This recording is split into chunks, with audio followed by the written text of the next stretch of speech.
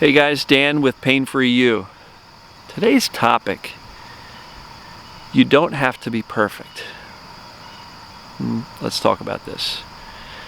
So many people, so many of the comments I get, so many of the messages I get, people are searching for the checklist, an exact strategy on exactly how I should do this healing process, right? Somebody just asked me today, can you do a video on exactly how I need to feel my emotions in my body so I can release them? And that's the perfectionist in all of us that says, I need to do this correctly. And what I'm here to tell you is, there is no perfect way to end your symptoms. There is no perfect way to feel your emotions. There is no exact way for you to feel sadness that matches exactly how I feel sadness. So, for me to do a video that goes, okay, here's how you feel sadness and here's where you feel it in your body, I have no idea if that's how you feel sadness, right? I have no idea if that's going to resonate with you, if that's how you experience sadness. We all experience things differently, right? So, kind of piggybacking on yesterday's video of self-critical self-judgment, you're not doing the process wrong, right? If you are crying, then you have successfully felt sadness. In some cases, we cry when we're angry. In cases, we get angry when we're sad. Why? Because anger is essentially the bodyguard for sadness. So, there is no need to be perfect. And that's great news because there is no perfect. You're not perfect. I'm not perfect. The world isn't perfect. We can't do anything perfectly. So lose the attachment to being perfect. And I will tell you, this process is messy. This process can get ugly if you are truly looking at the guttural, brutal honesty of the emotions that you've been running away from, pushing and rejecting for years or decades. It can get ugly and messy. And there's no perfect way to do that. Just allow yourself to do it the way you do it. Right? Feel whatever you feel. How do I know if I'm feeling it correctly? If I don't feel it correctly, then it won't release. Look, watch my video, Hold an Open House for your emotions. As I've explained in that video, if you can truly just sit with and be with those emotions, allow yourself to feel them. When you felt them enough, they will get up and release or let themselves out on their own. So there's no specified time frame. There's no right way to do it. There's no particular part of your body that I can dictate to you is where you should feel your sadness, anger, rage, shame, guilt, whatever. It's not like, guilt shows up in your throat. Well, some people have an upset stomach when they feel guilty that they did something wrong. It doesn't matter where you feel it. Feel whatever you feel. And if you're trying to think your way through it, you're missing the point. It's a feeling process, not a thinking process. So if you go, what emotion am I feeling right now? You do this. You're thinking. Don't think, feel, right? Feel your emotions deeply. Feel them for as long as they need to be felt. When you feel them dissipate and lessen, ding, ding, ding, that is the release, right?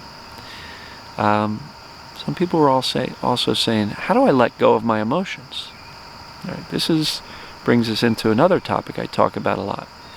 Some people say, I feel the emotions all the time. I'm sad and I cry all the time. Light's gotten weird. Yeah, I get sad and cry all the time. But it doesn't release. How come it's not releasing? How do I let go of these emotions? Right? And one of the topics I suggest is to stay out of story mode. Story mode to me is when you ruminate on the experience that caused the emotion in the first place. So yes, you might be desperately sad and crying your eyes out right now. But if you keep on ruminating on the story and watching that movie in your head of what happened that caused you to get sad, for that emotion that you just felt, you're going to recreate that emotion over and over and over again. So if you're asking yourself, how come I can't let go of this emotion? You're probably stuck on the story or the why you are so upset in the first place. And that's what I call clinging to or holding on to grudges or resentment. We're holding on to the sadness. And that's really, in my opinion, what can keep us stuck in these emotions and have them not release. Well, they are kind of releasing, but if you're recreating the emotion every time you watch that movie in your head of what happened, then you're constantly going to have a new influx of that sadness or anger or rage, because we're not truly allowing that emotion to leave, because we're choosing, and we are choosing to replay that movie, watch that story again, and recreate that emotion all over again. So, there's no right way to do this. There's no perfect way to do this. There's only gray suggestions. It's not perfect. But if you can truly allow yourself to feel the emotions, you will feel at some point them dissipating and easing up. And if you don't jump right back to the story and recreate it and re-energize that emotional charge, then it will pass, right? There's no benefit in going back and watching these experiences over and over and over again. Right? That's not going to help you.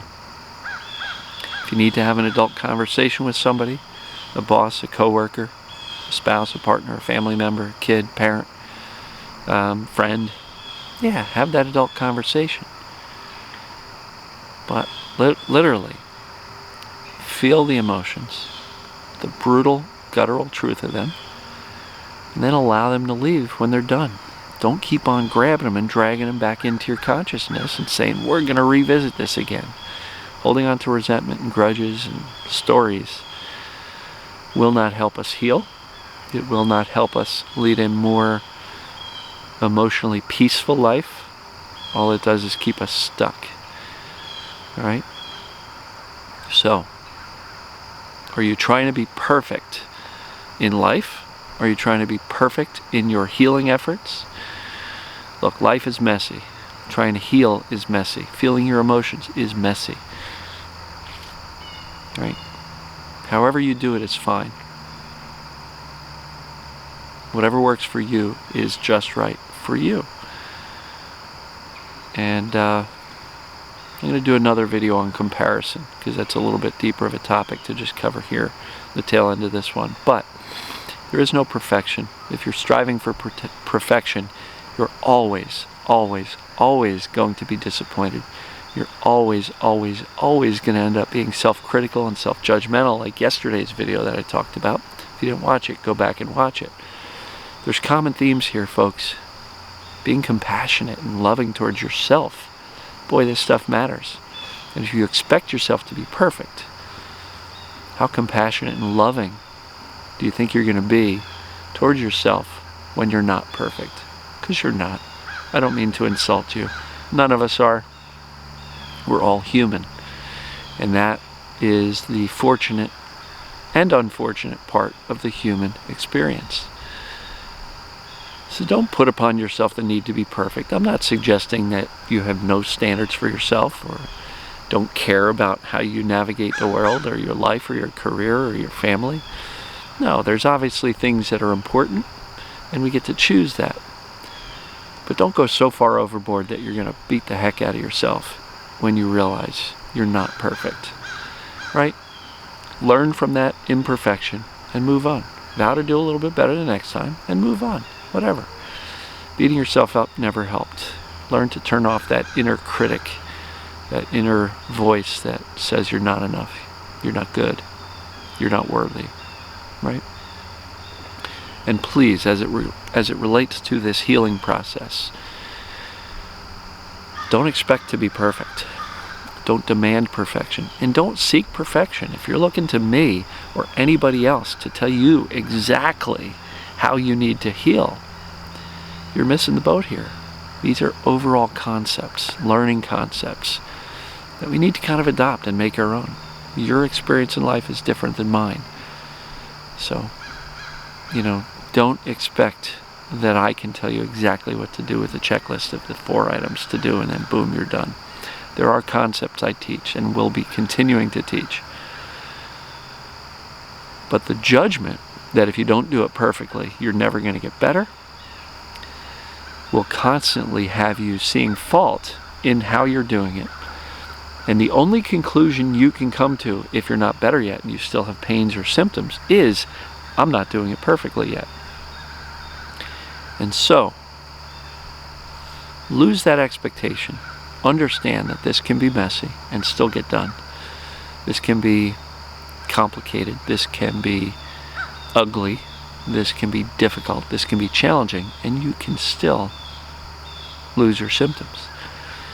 And even though you may not have gotten rid of your symptoms yet, every day that you learn something new about yourself in this process, you are already healing. So, there's no need to be perfect. And let me know your thoughts. Does this hit home with you? Have you been trying too hard to do this perfectly because you believe that if you're not perfect, you won't get well? Well, I'm here to tell you, I'm far from perfect, and I still got well. So, you can do the same. Don't be perfect. Be you, be human, and we'll talk to you guys soon.